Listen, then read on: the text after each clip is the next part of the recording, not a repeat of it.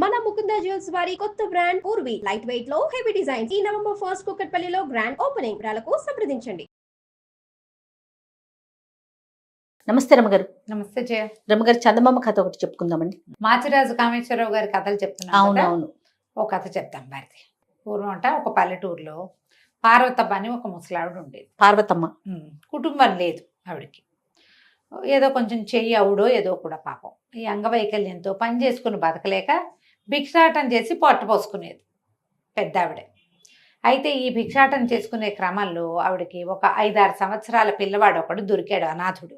ఎవ్వరు లేరు పాపం వాడికి. ఆ పిల్లాడి పేరు అనంతుడు. ఆ అనంతుడిని చేరదీసింది, తనతో పాటు తిప్పుకునేది. పిల్లవాడి పాపం చదువుకుంటాడని వాడిని స్కూల్లో చేర్చి పాఠశాలకు పంపించి తను భిక్షాటంతో పిల్లవాడిని పెంచి పెద్దవాడిని చేసింది. ఏదో 10 పైసలు దాచుకుని వాడికి తిండి తిప్పలు చూసి తను తెచ్చిన తిండి వాడికి పెట్టి వాడికి ముందు పెట్టి వాడి పొట్ట చూసి పిల్లవాడిని పెంచింది.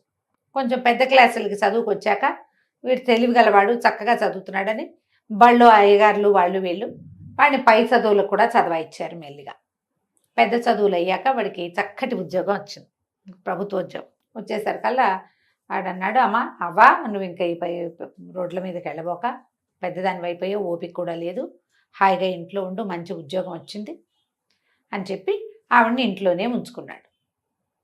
అవ్వ మనవడు కలిసే ఉండేవాళ్ళు.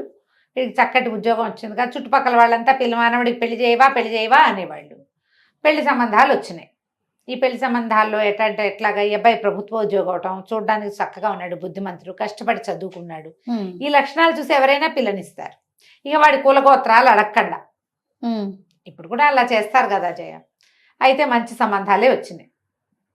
వస్తే పొరుగుళ్ళో ఉన్న ఒక ప్రభుత్వోద్యోగి కుమార్తెని ఈ అబ్బాయికి ఇచ్చి పెళ్లి చేశారు. ఆ పిల్ల పేరు అమల.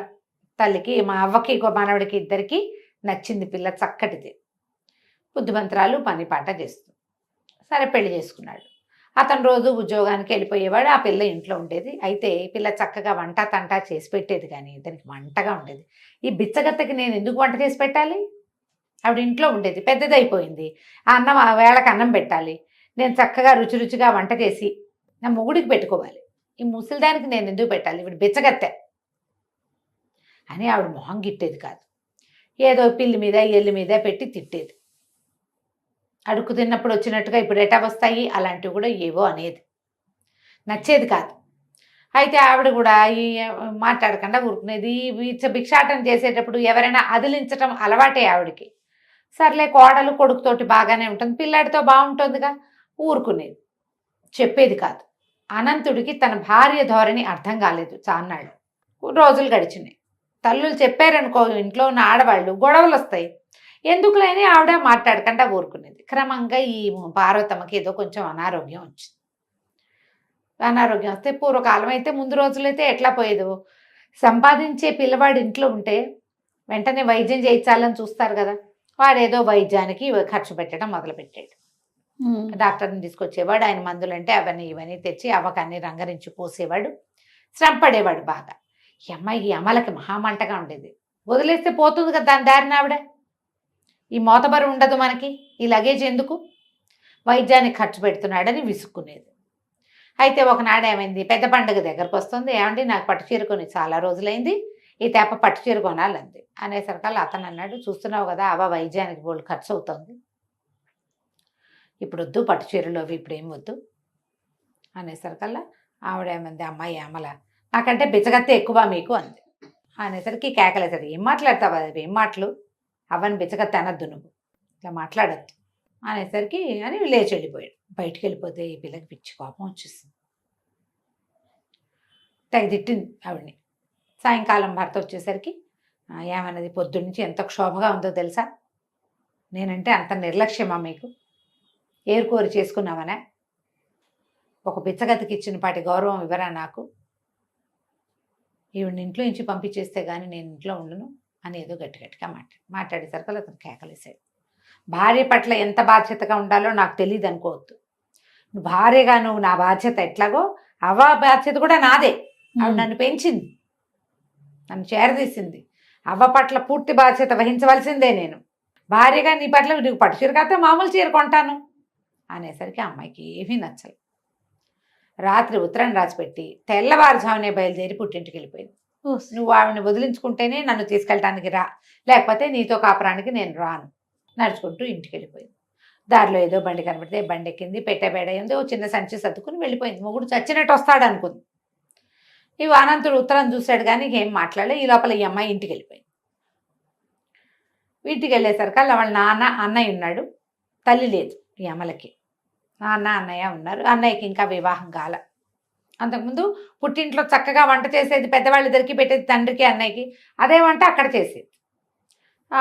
ఇంత స్పీడ్గా వచ్చిన దాన్ని చూసేసరికల్లా వాళ్ళ నాన్న అన్నాడు, ఏమిటి అమ్మ ఒకదానివే వచ్చావు, పండుగకు వస్తావనుకున్నావు, ముందే వచ్చావు. అనంతరం ఎట్లా ఉన్నాడు, పార్వతమ్మ కులాసాగా ఉందంటే, బిచ్చగత్తే ఎక్కువ నాన్న మీ అల్లుడికి, నాకేమీ నచ్చలేదు, పండగకి పట్టు చీర కొనమంటే అవ్వక వైద్యం అంటాడు, వదిలేస్తే పోయేదానికి, నేను ఆ బిచ్చగతకు వండి పెట్టడానికి పెళ్లి చేసావా ఏమిటి నాన్న నువ్వు, నాకేం నచ్చలేదు, నేను చచ్చిన వెళ్ళు మా ఆయన బుద్ధి తెచ్చుకొస్తే కానీ అని రుసరుసలాడుతూ ఇంట్లోకి వెళ్ళిపోయింది. తండ్రి కొడుకు మొహం చూసుకున్నారు. అర్థమైంది. అయిపోయింది. ఈ అమ్మాయి చక్కగా స్నానం పానం చేసి ఏదో కాస్త పోయి రాజేసి వంట చేసేసి మధ్యాహ్నం భోజనం చేసి అన్నయ్యకి నాన్నకి క్యారేజీలు కట్టించి పంపించేసి, అలవాటు కదా, అదే తాపీగా కూర్చుంది. సాయంకాలం చీకటి పడినా నాన్న రాల. చీకటి అయిపోయింది. ఏమిటా నాన్న రాలేదని వాకిట్లోకి ఇంట్లోకి తిరుగుతుంది. రోజువారీ వేళ దాటిపోయింది. కచేరీ నుంచి వచ్చే వేళ దాటింది. పక్కింటి రామయ్య గారు కనపడ్డాడు. రామయ్య బాబాయ్, మా మామయ్య మా నాన్నేడి అని ఎంతసేపు అయింది రాలేదంటే, అమ్మ నీకు చెప్పచ్చో చెప్పకూడదోనే, ఏం చేయాలో మరి మీ నాన్న ఇవాళ లంచం తీసుకుంటూ పట్టుబడ్డాడమ్మా,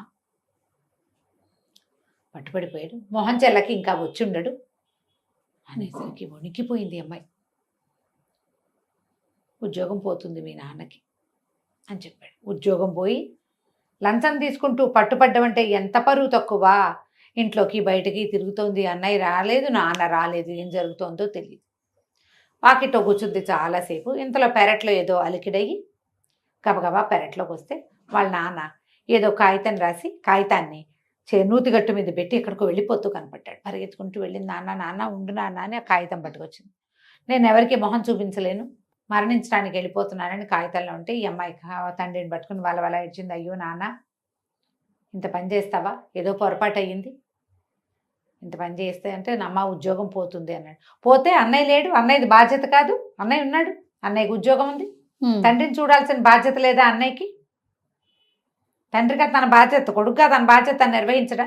వింటూ ఉండదు ముందుగానిలే నాన్న, పోతే పోయింది ఉద్యోగం, పోయినా సరే నీ కొడుకున్నాడు, కొడుకుదే కదా నీ బాధ్యత, మమ్మల్ని వదిలిపెట్టి ఇట్లా అన్యాయం చేయకు నాన్న అని కావలించుకుని ఏడ్చింది.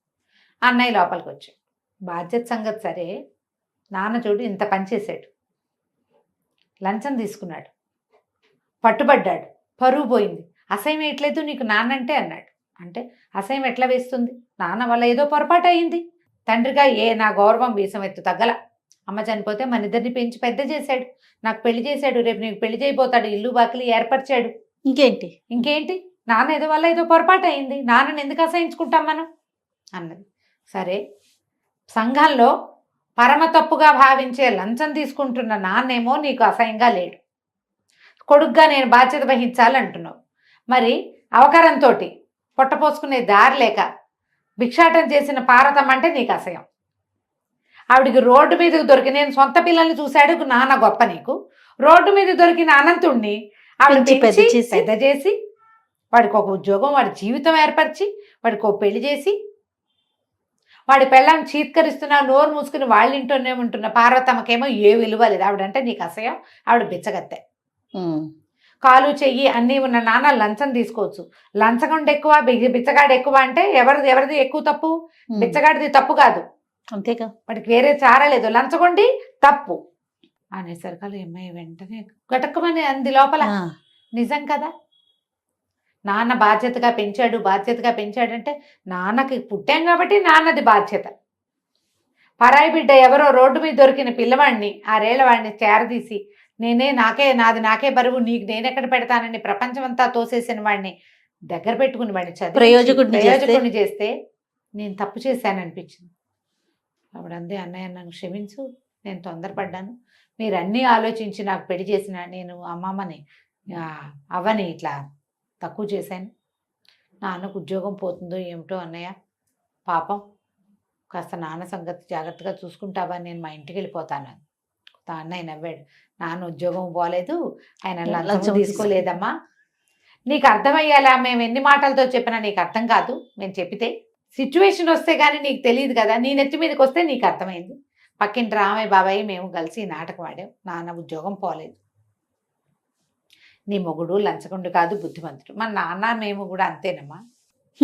మనుషులు ఎలా ఉండాలి, పరిస్థితులను బట్టి అవతల వాళ్ళకి మర్యాద ఇవ్వాలి. నీకు వాకిట్లో వచ్చిన బిచ్చగత్తె వేరు, వాళ్ళని కూడా మనం చీత్కరించకూడదు. వాళ్ళ గతి గడుకుపోయి వచ్చారు, ఇస్తే పెడితే పెట్టు, లేకపోతే చీత్కరించకూడదు. మనం తప్పు. మనలాంటి మనుషులే వాళ్ళు కూడాను. ఉంటే పెట్టు, లేకపోతే పైకి వెళ్ళినాయనా అని చెప్తే సరిపోతుంది. పెంచినమ్మా అని ఇట్లా అనొచ్చా ముసలిదాన్ని పాపం అనేసరికి ఆ అమ్మాయి బట్టలు సర్దుకుని చిన్న మూట తెచ్చిందిగా, ఆరేసిన బట్టలు మూటలో సర్దుకుని నేను మా ఇంటికి వెళ్ళిపోతున్నానని వెళ్ళిపోయింది. కథ కంచికి మనం ఇంటికి. చాలా బాగుంది రమ్మగారు. చిన్న కథ అయినా ఎంత బాగుంది. చాలా చాలా బాగుంది. కొడుకు బాధ్యత అంతే. నమస్తే. నమస్తే జయ.